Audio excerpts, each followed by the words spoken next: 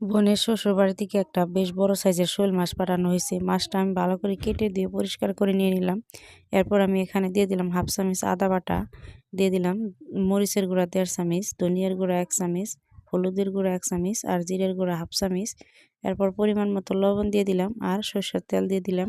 তেলটা দিয়ে আমি এটা ভালো করে মাখিয়ে নিব। মাখিয়ে ম্যারিনেট করে রেখে দিয়ে এরপর আমি একটা কড়াইতে তেল দিয়ে দিলাম। তেলটা গরম হয়ে গেলে জিরা ফোড়নে দিয়ে তারপর কাঁচামরিচ পেঁয়াজগুলো ভালো করে তেলে ভেজে নিয়ে এরপর মাছগুলো ঢেলে দিলাম।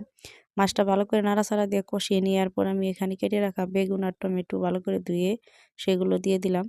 তো এটা দিয়ে আবার আমি ভালো করে এটা এভাবে মাছের সাথে ভালো করে মিশিয়ে কষিয়ে নিব। তারপর আমি ঢাকনা দিয়ে এটা ডেকে দিব। কিছুক্ষণ ডেকে রেখে দিয়ে এরপর আমি ঢাকনাটা উঠিয়ে নিয়ে আবারও ভালো করে এটা নাড়াচাড়া করে দিব।